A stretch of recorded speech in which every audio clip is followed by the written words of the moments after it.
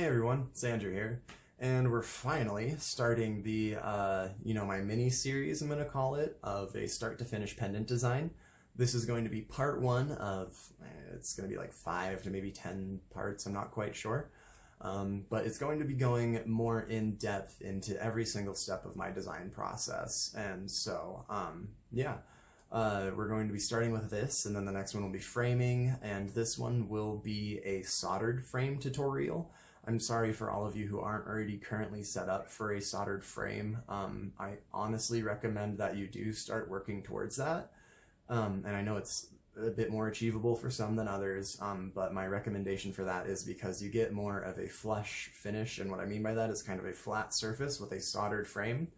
Whereas when you're tying your frame together, you kind of have those tie points that you have to work with, and then also the depth of layers of the wires, where if you're soldering your frame together, you can kind of hammer it down and smooth it out. And so you guys will see that process in the next video. If you haven't already seen my soldered frame tutorial, that's out there as well for you guys to check out. The other way you could do this is, if you're not set up for soldering, go back and check out my cold connection frame tutorial, and that will give you a good idea, a good understanding of what you would need to do to make the same type of frame for this piece. Just instead of doing the soldered, you would do the cold connection. But I will also be making a cold connection mini series where we do a start to finish pendant on a cold connected frame, meaning just twisted wire frame. And so thank you guys for your patience with me bringing this together, and I hope you enjoy it. Alrighty everyone, so here we are. We're going to get ready to do the designing for this pendant in the series. I had posted and asked everyone what they wanted to see done up, and someone had mentioned a cabochon, someone had mentioned small tourmaline, and someone else had mentioned faceted stones. And so we're going to be doing all of those in this video. We're going to be doing some smaller faceted stones. This is a pretty small cabochon. This is about a dime size, and so the tourmaline is pretty small as well. So this is definitely going to be making a mini piece. I mean, you could definitely pack in more cabs and more small stones to make a larger piece. I've seen some really cool, large size pieces that were made up of basically just like small cabs and smaller faceted stones, not even a really like main center piece stone, like not a huge tourmaline or anything. And so, working with smaller stones is definitely a good way to achieve a really beautiful piece. And so the first thing that I always like to do when I'm getting into the design process is start with what I'm going to consider the center stone, if I have one. And so for here, we're going to be setting this labradorite a little angled in here.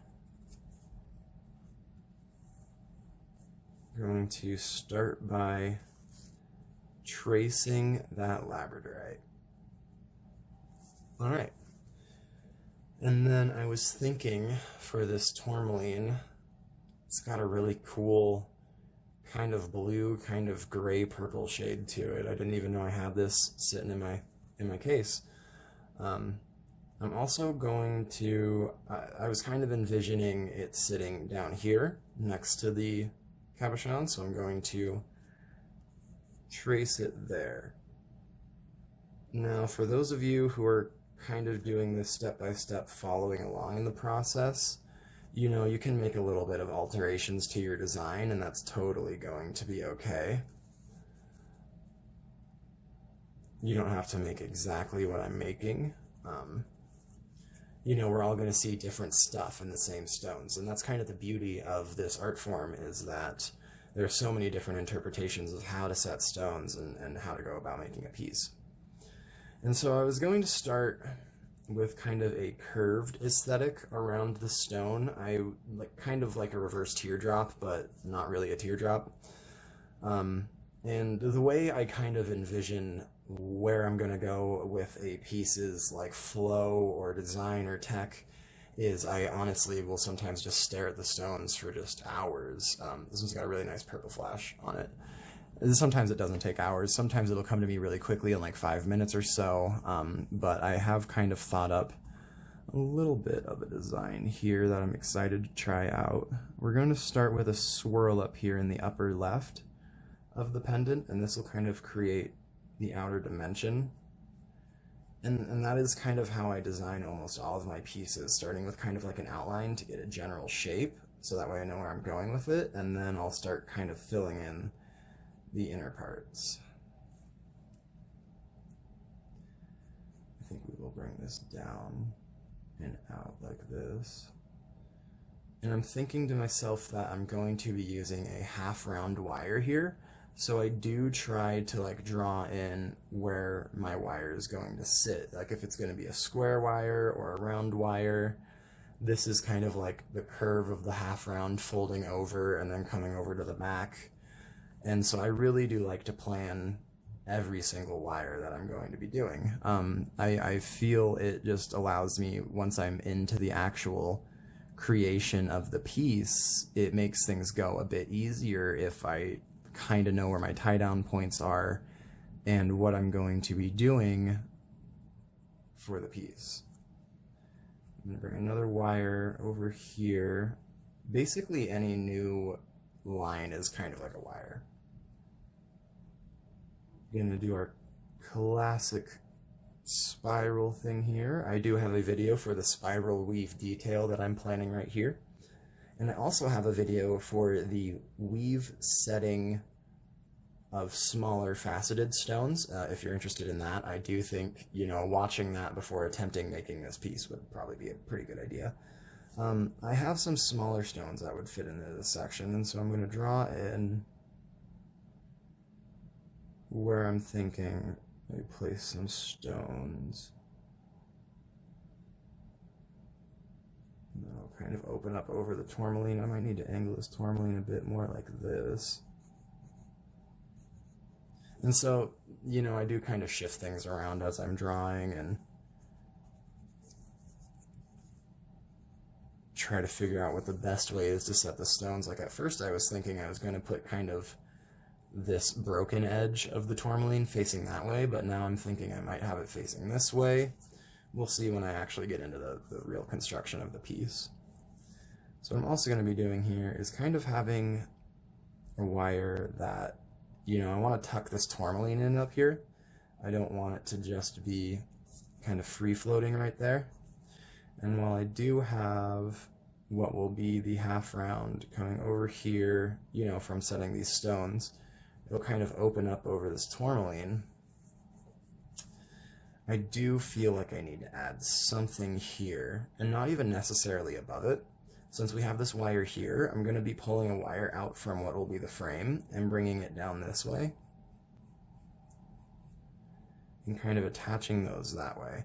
And then what that'll do is kind of pinch in the tourmaline between these two wires. And I'll obviously be able to show that in detail when we make the piece. And so then I'm going to come and do another swirl over here. And I really suggest getting this grid paper, because what you can do is really gauge where the balance is in your piece, you know, where you might need to balance things out a little bit more. I can tell that I'm coming out to, you know, this inch line edge over here, so I need to kind of come out over that far on this side as well. I might bring this down a little bit more.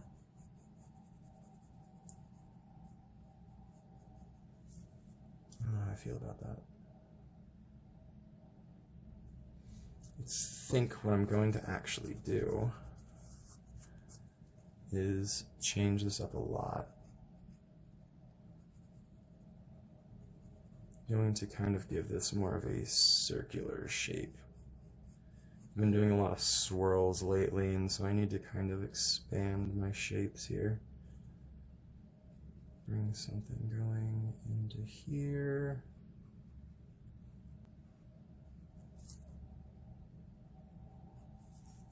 And actually, it's all part of the process. I think I'm actually going to tuck this, make it a bit more round to come around the tourmaline, and allow it to hook under the tourmaline like that. That was kind of what I was originally seeing when I was looking at these stones. And then I'll bring that out this way as well.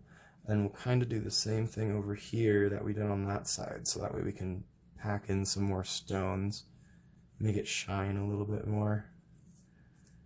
The drawings are really rough compared to the final pieces. Like, I always have to tell my clients, like, I make metal, I don't really draw. And so that'll probably tuck in like right down into there. So we're going to basically have a weave set stones there and then all up there. And this edging will be done with our thicker half round gauges. I use 13 gauge half round wire most of the time. I've also used 12. But then we're going to basically have our tourmaline kind of set in the bottom there. And so we'll have a nice little round aesthetic to this piece here. I actually kind of like this a bit more than the swirl design that I was going to do originally. This will be a little bit more compact. While the swirls are nice, I just feel like that might have left this kind of weird open spot underneath the tourmaline. And so I felt like it was better to just kind of tuck everything up underneath there. Probably add another wire there to hold it in or something. But yeah, so that's the basic starting process with any of my pendants. You know, we've got to start with tracing out the stones, figuring out what stones we want in the pendant, and then also designing our detailing around there. And like I have said before, you know, it's really good to kind of plan what wires you're going to be using, so that way when you get into the piece, you're not questioning it. You're kind of like taking that aspect out of the process. And I know that's kind of like a fun process for a lot of people too, is like, oh, what am I going to do with it today? But I feel like you might get more of a refined, more of a finished product if you're kind of going into it with more of a thoughtful idea. And what I mean by that is just like kind of planning it out a bit more. That's why I plan all of my pieces. I really don't do free flow. Because I feel like when you're going into a project randomly, you're going to get a random result. And so if you go into it a bit more thoughtful, you might get more of a thoughtful, more planned out result. And, yeah, so that's why I recommend, you know, planning all of your tie-down wires. I definitely switch things up when I get into the design process, because sometimes you plan something out and it doesn't work and you've got to improvise, but you definitely need to have some sort of foundation going into it. And so then the other thing we're going to do is choose our stones for the outside here, and this labradorite has more of a purple kind of flash to it, and this tourmaline's more blue. I'm actually going to look at my color wheel really quickly on my computer. Okay, we might do some, I think we'll do some greens and maybe some rhodolite garnets as well. I think some chrome diopside would be very cool in here. I think those would fit well right in there. This one came out too. Oh, it's a little bit smaller too, actually, so that'll be cool. Do like a progression there. All right. And then maybe some, I think these would be really cool. Some smaller rhodolite garnets transitioning into the deeper tones of the bigger ones. I'm going to do 2 of those.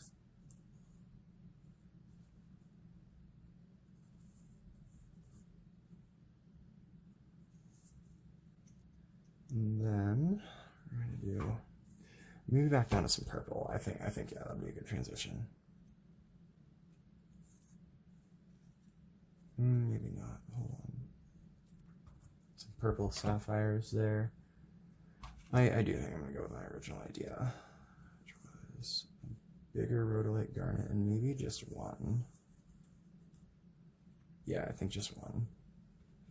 Yeah, okay. So instead of doing 4, we're going to just do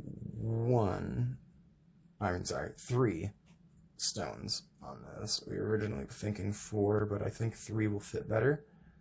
And we'll just kind of display them a bit better. And so, voila, everyone. There is a look into the design process.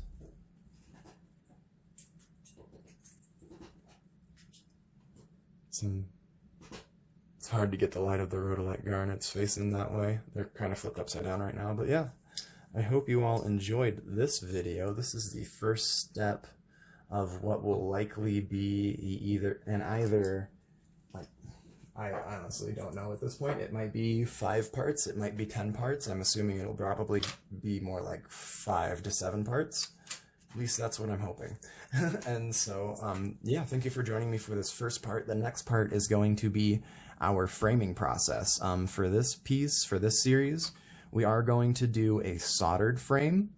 And so I will be giving you guys another in-depth look at my soldering process. For the next series that I do, I will do a cold connection frame. But for this one, I'd prefer to do a soldered frame. And so, yeah, thanks everyone. I hope you have a great day.